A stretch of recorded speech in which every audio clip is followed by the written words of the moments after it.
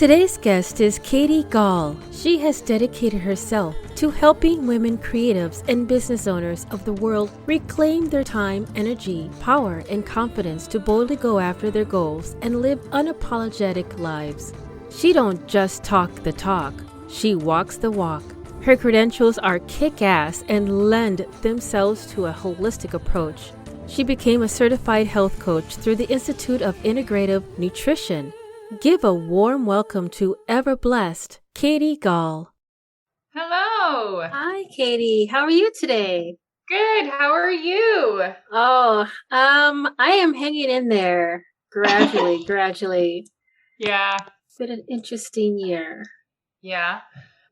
I was really enjoying your interview, your Facebook Live with Andre. I mean, you guys clicked off so well, and I'm like rewatching it again. I was commenting and I'm like, oh my God, you guys are like a beautiful mesh of inspirational souls just in the same room. Well, virtually.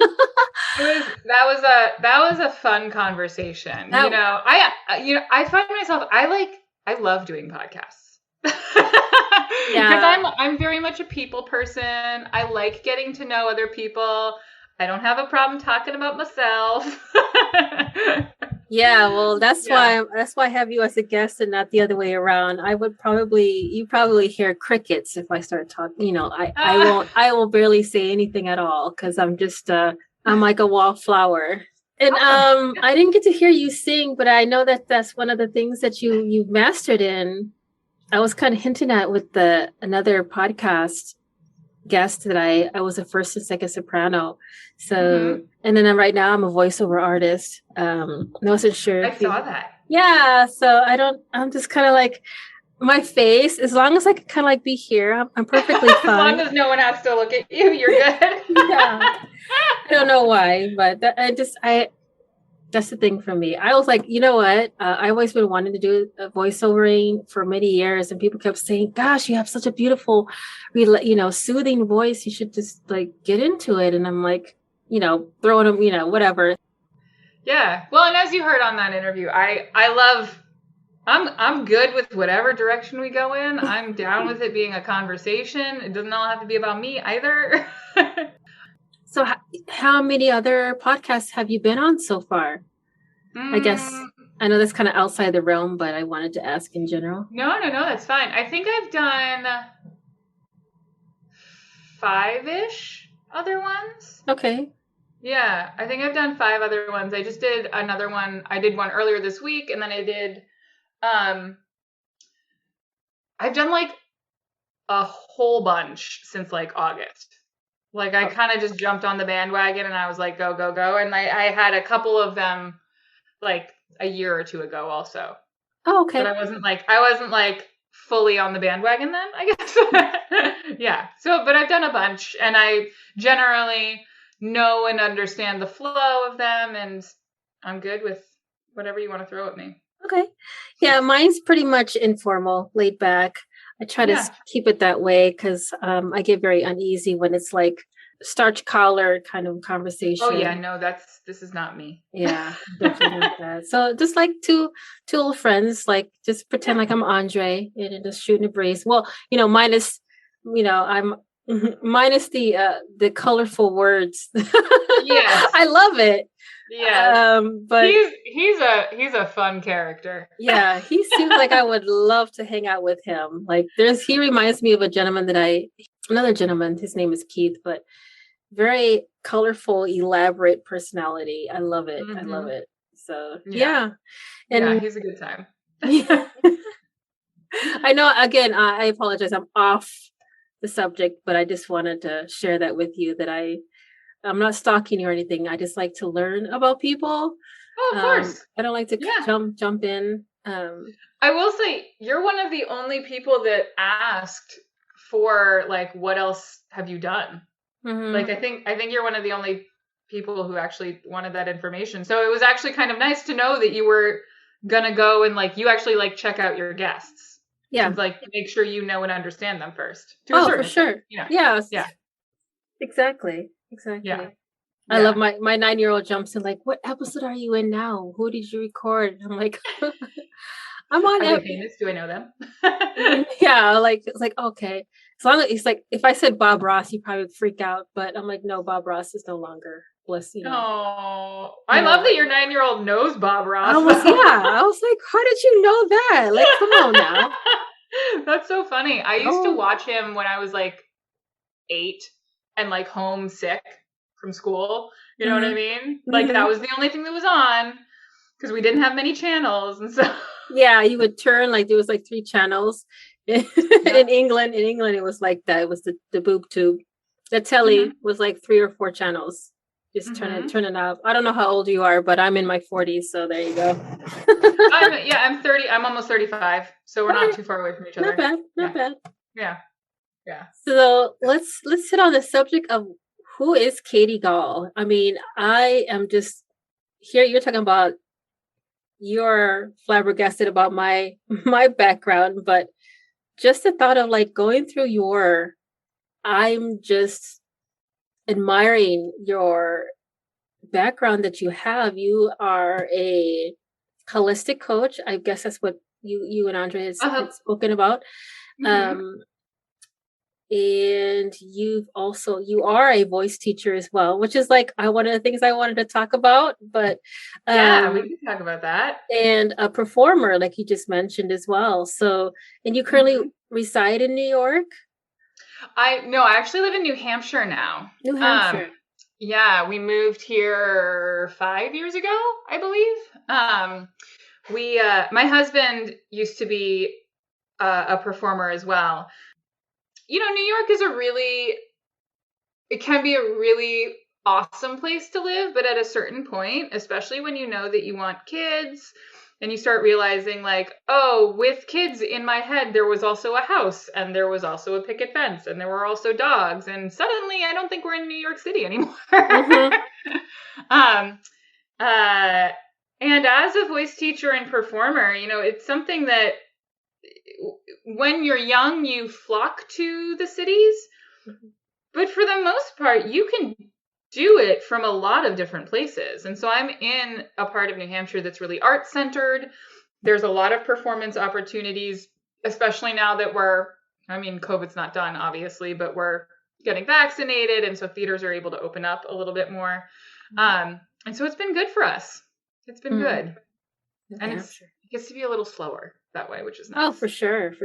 Yeah. I mean, that's a big leap. I mean, you officially know that you are an adult and you are on a different side of the spectrum where you were just like partying, kicking in New York style. And now you went from that to parenting. And it's like, you have two beautiful worlds, but they're completely like separate in different galaxies, different dimensions. So it's like I felt like I've gone through like 3 lifetimes so far because of all the different transitions I've gone through.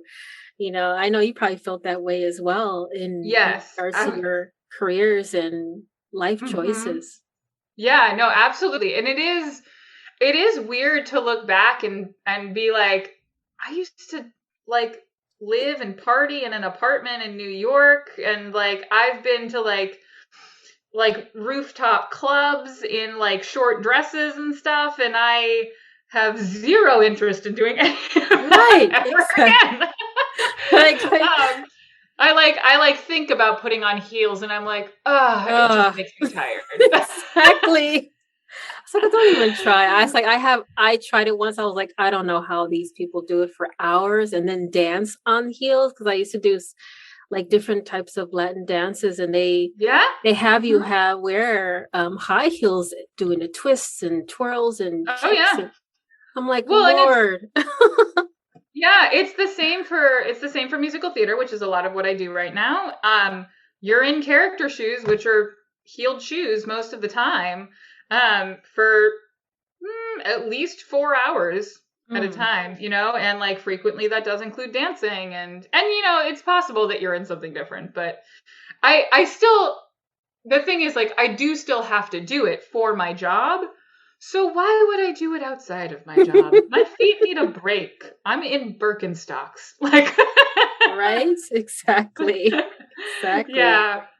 There's But yeah, so New York was a good time. New York was a good time, but it was time to leave when we did, definitely.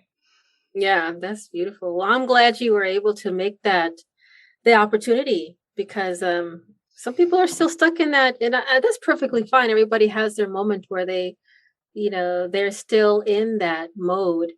But Yeah. it's kudos for them. If they could party hard till they're 40, Yeah, more power to them. But I'll enjoy that. yeah, I do. Well, but honestly, like what the what started changing was that like I was doing the partying and I was doing the dieting and I was doing the drinking, and it ended up in a health scare that like sort of precipitated everything afterwards. Like it's that health scare led me to a health coach, and I ended up going to the same school that she went to, and then I went down the coaching route, and now I got life coaching certifications. And so it kind of allowed it, it's weird that like if I hadn't gone to New York and done all of that living, I wouldn't be here. Like I wouldn't have what I have now, because it's like the reason I met my husband, who also we are both from New Hampshire originally, which is why we decided to come back here, because we wanted family. Um and so like, I would never have met my New Hampshire husband in New York City, being two New Hampshire people, and we never would have had kids. Like none of that ever would have happened. Yeah, it's predestined. I mean, Yeah. even though, and I think I've mentioned it with a couple other times that I was in another podcast with another guest. Like, no matter how many times we try to force the situation of not going in that direction because we feel uneasy about it, it's still, even though it may be 2 months down the road, or 2 years, or two decades down the road, you're rerouted to the same position. You're predestined to have that happen. Yeah. And you always find a way to try to get around it, like, oh, cut corners. Oh, you know what? Let me go this way. No, this was meant to happen. This was meant to happen. Yeah, you're meant for something else. And I think there's part of me that sort of knew that.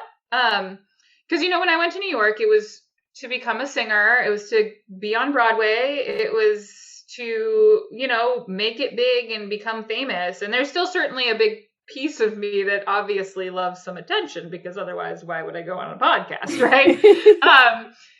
But there was also always that part of me while I was there that was like, something's not right. Something isn't like this. I don't think this is where I'm going to stay. And it's really hard to be on Broadway if you don't stay in New York City. Yeah, for sure. Yeah.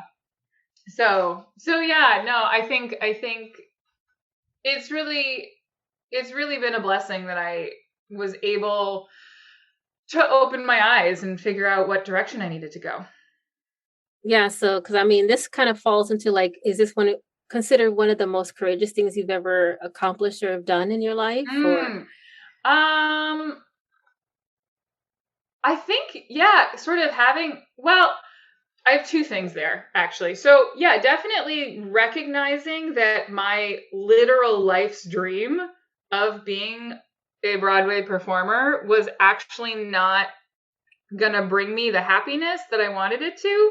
Like the thing that I had been dreaming of doing since I was 4, I had to figure out at like 23 that like, oh, I've been wrong for 20 years. Yeah, that's rough. Oh, yeah.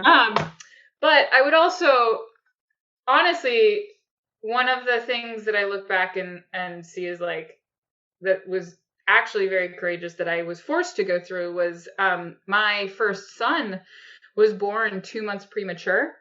And so we ended up in the NICU for over a month.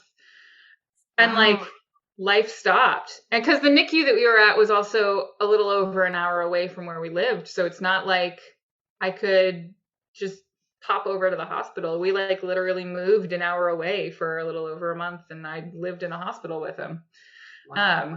So that That was probably the actual most courageous thing. I don't know if it's courageous if you have to though, because it was my son, you know. But that's what actually feels like the most courageous thing. Yeah, I mean, because how do you say it? I mean, you're being a mother, you know, I completely understand because if you think about it, it is pretty courageous to create life. Just to take that step, like the uncertainty of your growing child, your health, I mean, your situation, your finances, that's a huge leap. And people are able to, if you're able to do it, you know, sometimes there's no manual out there to it's just like, hey, you know what, step one, you know, get your finances in order, or step two, or whatever the case may be. That never comes down to that. So yeah, that's for sure. That's definitely a very courageous thing. And and I was going to ask, because you did mention that your son is doing well, right? He's doing really well. He's, you know, developmentally, we're all good at this point. And I've had a second son since then, who is a tornado in a tiny body. I have one of those. Yes. Thankfully, it's just one. He's hilarious. It's really funny a lot of the time. Like today, like in a way that's also like, oh my God. Today he started just taking out clean Tupperwares, and he just started licking each one. And like he got through like 3 of them before I realized what was happening. And I was like, what are you doing? Kids love to explore with their mouths, and there's no limit to what goes in there. That's for sure. No, and it's amazing to me because my first kiddo was not like that. Like we didn't have to baby proof for him or anything. Like I didn't. And there was a little while there where I was kind of like, this is really interesting, because I knew other people who were having children around the same time, and they would talk about like, oh my God, so much energy. Oh my God, I'm so tired. And I just had this like chilled out kid, and in my head I was like, am I just like a really good parent? Or is this the child? And then I had the second one and I was like, nope, not that good a parent. He's just the child. My bad. My bad. Yeah. I cannot take credit for that. Yeah. Let me scratch my name off that plaque, because I'm not going to get the mom right. the best mom award for the year. The best mom award, right? But it was just really funny. I just like thinking back on it, looking at other parents who are just like so tired, and I'm just like over there like, we're good. Yeah, everything's fine. Yeah. Oh my God! Now I have the second one. Okay. I understand now.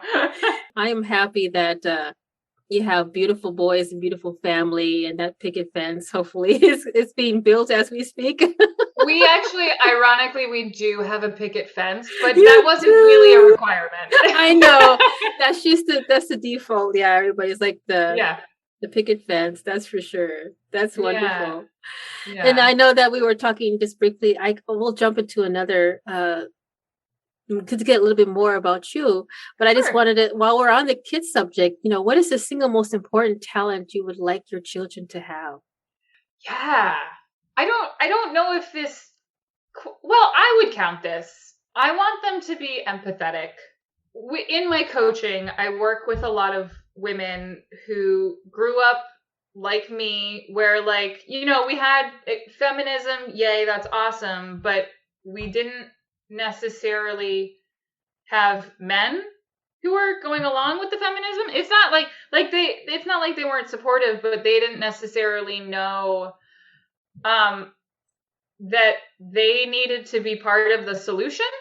You know? And so I'm really working on teaching them how to pay attention to each other, how to read each other, how to read what other people need, how to sort of anticipate, how to be a good partner in any relationship. And I think that so much of that comes down to at least sympathy, if not empathy, right? Remembering what it feels like when you go through a similar thing, so that you can try to alleviate pain or solve a problem or anticipate a potential problem. Mm-hmm. Yeah. When you say talent, like my mind, obviously being in the arts, goes to like singing, dancing, acting, and like all of that. That would all be cool. That would all be cool. But I think really what I want them to be able to be is for them to have good relationships growing up and to be able to empathize with everyone. Oh, for sure. Yeah. Yeah. Absolutely. Yeah. Thank you for sharing that. And I know that we were we're flowing into the path in regards to, I think this is the path that we're going into, the feminine path of success versus masculine path of success. Yeah. Ultimately what that comes down to is sort of the 9-to-5 patriarchal, like you go to work, you come home, you do nothing else model, right? Mm-hmm.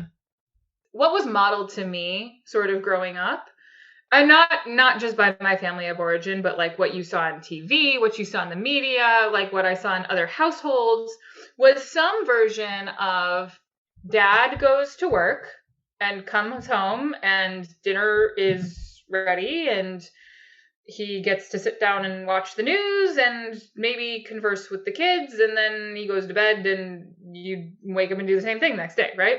And mom also goes to work. Mm-hmm. Mom comes home, makes the dinner. Somehow there's clean clothes in the dresser. Somehow the house is not a wreck. Somehow, somehow she gets her extra work done at home, right? Somehow I have lunch made and in my backpack for tomorrow. Somehow someone sits down with me and does homework, right? So all of these extra things happen that as I got older, and especially once I had children, it became really obvious to me that like, oh, there is this way that men are used to being able to do things that just does not work for women. Because traditionally it was man goes out and makes the money and woman stays home and takes care of the kids in the house. And that is actually another full-time job. Mm-hmm. And so with giving women equal rights, this is all well and good. We love equal rights. Not bashing that at all, but we never actually taught men how to sort of anticipate a lot of those household things. Mm-hmm. And so the sort of 9-to-5 patriarchal model versus the feminine way of doing things, the feminine way of doing things tends to have to include a lot more of like gig type work, a lot more of that work that is not 9-to-5 based, because you have to take care of the children. And like, talking about your multiple jobs, you're a great example of this, mm-hmm. right? Where you kind of have to make the money, but you also have to build this in a way that works around having the children and cleaning the house and making sure the laundry's done and making sure that Johnny gets to karate on time and like all of the parental forms are signed. There's just a lot of pieces that don't fit into that traditional 9-to-5 a lot of the time. Yeah. Yeah. And even if you do work in a 9-to-5, having that empathy for someone who's having a hard time in that position, if you're management CEO, and like, so you can bring this feminine idea into the 9-to-5 of just being more understanding about the fact that people need wiggle room sometimes. Yeah. Yeah, for sure. Yes. Yeah. And I mean, that falls right into like you identifying just at me as an example. Would I fall into that Superwoman syndrome, or is that something completely different? I mean, I would say if you have 4 jobs and 3 children as a single mom, that you are a superwoman, Yeah. The idea, that being said, part of the identity of being a superwoman is sort of an inherent limiting belief or fear that if you are not the one to do everything, then it won't get done. And so there is potentially a reality of that in certain situations, like being a single mom, right? Mm-hmm. And I will say a lot of single moms easily, yes, fall into that category, right? Yes, we do. But yeah. But there's also, you can also think of it as the high-powered CEO who has control issues, but also has plenty of money. So she has a nanny and she has a housekeeper, but she goes in and micromanages those people. Okay. So it can also be people who have tons of support who just have to have their hands in everything. Mm-hmm. Yeah. And at the end of the day, what that ends up meaning is that you burn yourself out because you're not asking for help. You're not learning how to delegate. You're not learning how to create boundaries. Yeah. Yeah. And that's one of the other things, like, how does a woman avoid the burnout, and how, and if that woman is a business owner, that kind of falls into that hand in hand. So, Yeah. You have to really actively build your support system. And so there might be, here's the thing, there's a difference between having times of burnout, having moments of burnout. If you are in the first year of getting your business up and going, there's a lot of work that, especially if you're kind of jumping in with 2 feet and you have to make it work, there's a lot of work to be done in that case. And you might have moments of burnout, but you also have to balance that out with moments of rest. Mm-hmm. You're not the only woman in that situation. Mm-hmm. To me, our country as a whole is so individualistic. It's actually the sociologists have actually measured this. I can't tell you how, I don't remember, but they've measured somehow countries in order from, I think it's most individualistic to most authoritarian. So least group mind think to most group mind think. And America and Mexico, I think, are the top, where we are the most individualistic countries. And what that means, there's a lot of really cool things that come out of that, because it means that you're very much allowed to think for yourself. You're allowed to have your own opinions. You're allowed to think outside the box in really creative and intuitive ways. But it also means that you have to do it all yourself. Mm-hmm. That there is such an honoring of the person who pulls themselves up by their bootstraps, which, by the way, that phrase is meant to describe an impossible task originally. It's not meant to be something that's lauded. It's something that you can't actually do. And in America, we've turned that into praise. Yeah. And not only praise, but something that is expected. It's straight up an expectation now that everyone can do an impossible task. And that's just not true, especially when we don't put social structures in place to make it happen. Yeah. Wow. Yeah, there's just so much. The world itself is a big dumpster fire when it comes to a lot of the things that we're going through. It's just okay, let me just add a couple more. Who's got the s'mores? It's just right. It's one of those pull things. Pull up a chair and grab a chocolate bar, right? Some graham crackers, or in Texas, hold my beer. Watch this. Yeah. Uh-huh. God bless Texas, right? God bless. Yes.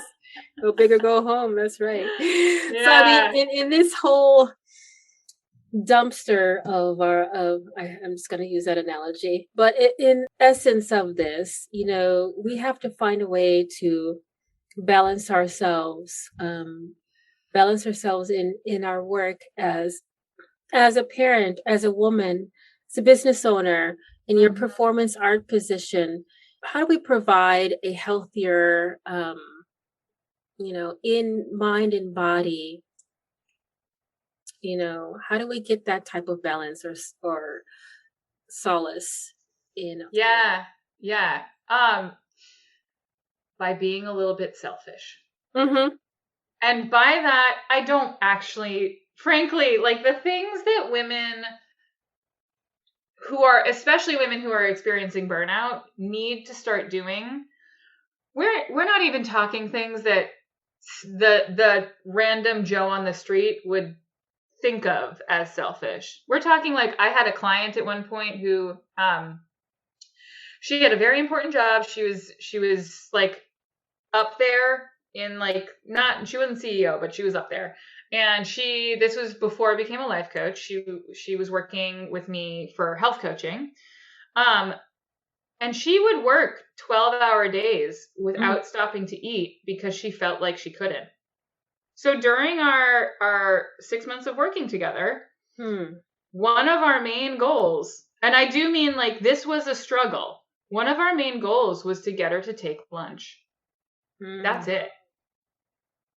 That's all. Like, and so many women who are working that hard, like that's what we're talking about. Like, take lunch, let yourself take a shower every other day. You know, get 8 hours of sleep at night. We're like some basic things. Now you can't. It is also. It's not even much farther than that to go to like get a manicure every once in a while if you want, if you're into that. Put some makeup on, buy yourself some nice clothes. Like that's like the next step, you know, but it doesn't even have to go to that. It could be like sit down and read a book. If that's like do things that fill up your own cup. But as women, we are socialized from birth. If you were born a woman, you've been taught to be this way. You've been taught to be a giver. Men from birth are taught to be leaders. Women are taught to be givers. And so what that means is that there's a really deep inherent like societal belief that that's what we are supposed to do. And so taking the time, I remember, you know, when my first kiddo especially was young, I had a hard time getting myself to take a shower because I needed to be there for him. I could take a shower though. Like, I mean, what? Why is that so hard? Anytime he cried, I had to be up and with him. Anytime, you know, my entire world, and when they're really little, your entire world does revolve around them. But even as he got older, there was a moment where I realized like, oh, maybe this is the most courageous thing I've ever done. The brave thing and the right thing that I have to do for both him and me is go take care of myself. And like, let him cry with the nanny for a minute, or let him cry with his dad, even though he wants me, you know, go take a minute. Yeah.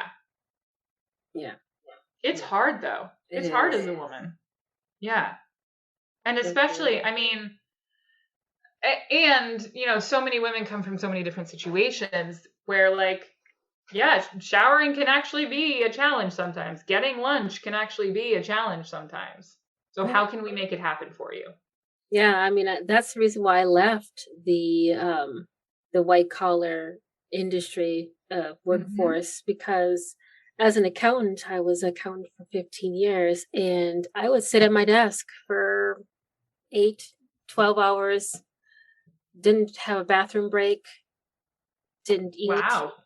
Yeah, I was like hardcore when it came to that. And it was like, all because if I left for just 1 millisecond, that CEO or the COO or some vice president would come up to my desk, you know, yelling my name, hunting me down for that financial statement that they needed all of a sudden, which is 5 minutes ago. And I wasn't there to their aid, you know, to their beckoning call.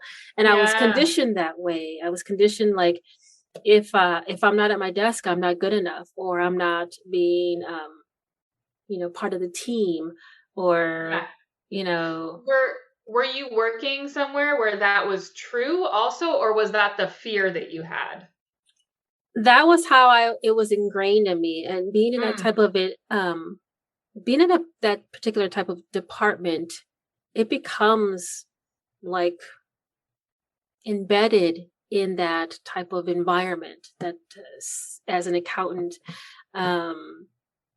everybody depended on you, so you could not leave because something would be so crucial, because you're talking about somebody's money, you're talking about someone's finances, some, you know, maybe something was not accrued appropriately, and you're working with multiple clients at the same time, so you're balancing multiple books, and if you leave for just 1 millisecond, you'll have that crucial detrimental call that someone's life in their world is just shattering, and it could be just something where someone forgot a penny in something, but that's how it was created that way. So and a lot of office jobs, like that is the culture that has been built, right? If you actually step back for a second and like look at the situation macro level, taking 15 minutes to eat a sandwich, unless you are literally on the floor of the stock market, maybe, is really not going to tank anybody's business. And if it does, you need to hire more people so that people can take 15 minutes to eat a sandwich, right? There's some cases where there was a team of people, and then everybody just started dwindling, and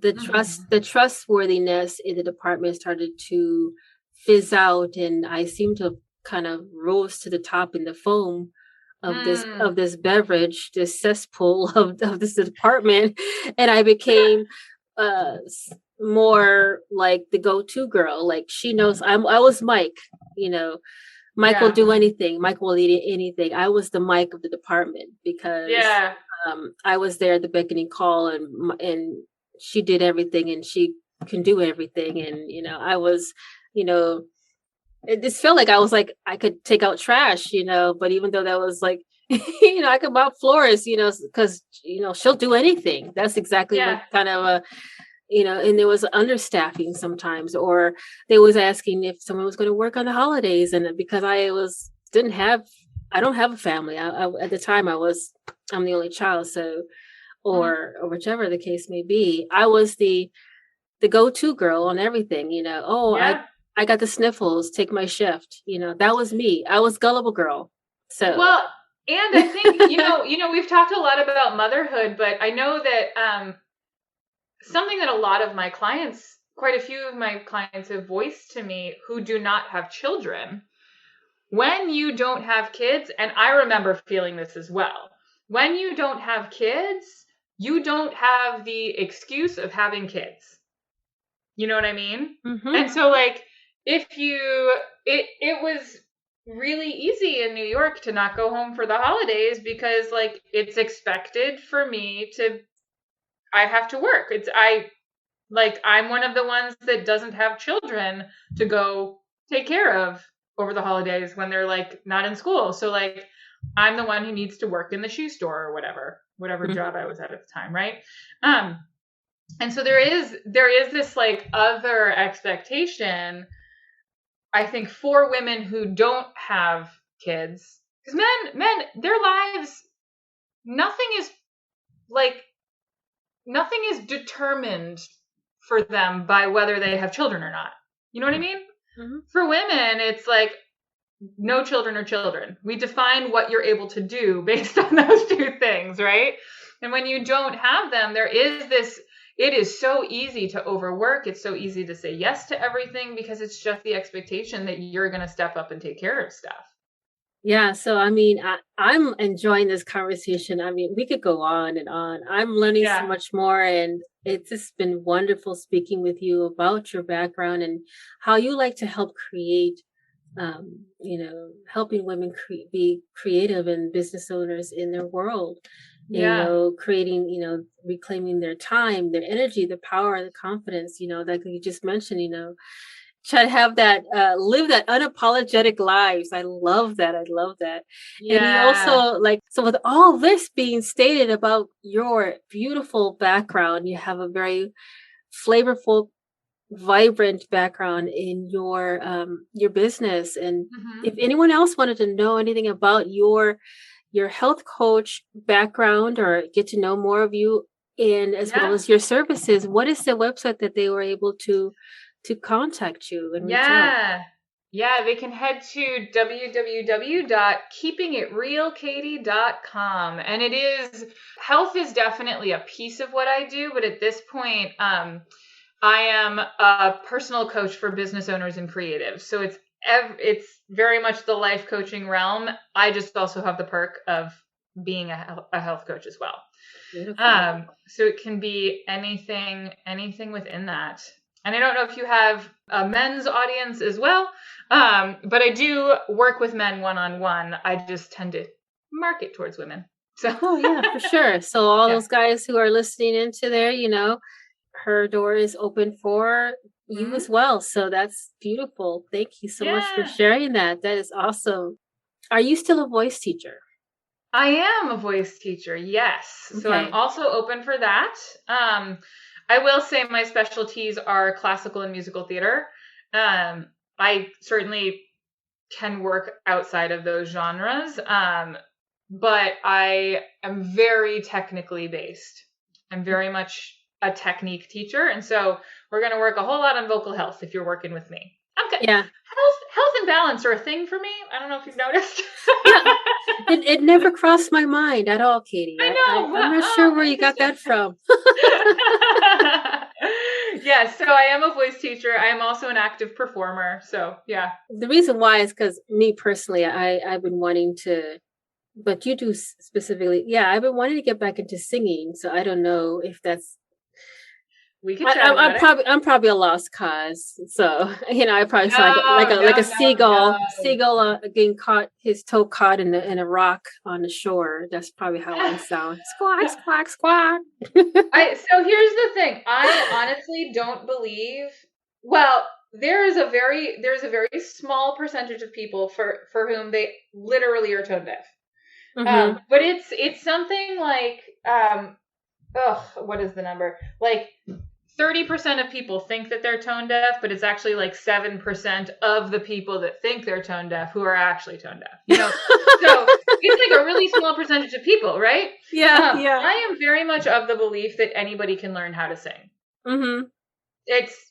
We all have the same general anatomy. You can learn how to do it. Now, if you're starting in your 40s versus starting at age 12, you got some catch up to do. Oh yeah, right? for sure. But that absolutely does not mean that you're going to be terrible. Because a lot of that does come down to biology and anatomy and what your instrument just naturally does also. Mm-hmm. Yeah, since I was a young girl, I always wanted to be an opera singer. So that's I can very much help you with that. Singing an aria and all that. So I'm like, oh my God, yes, yeah. I used to do like a lot of the songs that I would do had a very operatic feel to it. Mm-hmm. I sang for my mother's wedding. So that was like a solo quartet kind of a thing. She just kind of threw me out there. She's like, "You're done singing in the shower, damn it! You're gonna start singing." Yeah. So like my whole family never even knew that I sung. Their mouths dropped on the grass in front of them. That's so funny. That's awesome. Yeah. So it's I understand. Being young, I played musical instruments, so I get the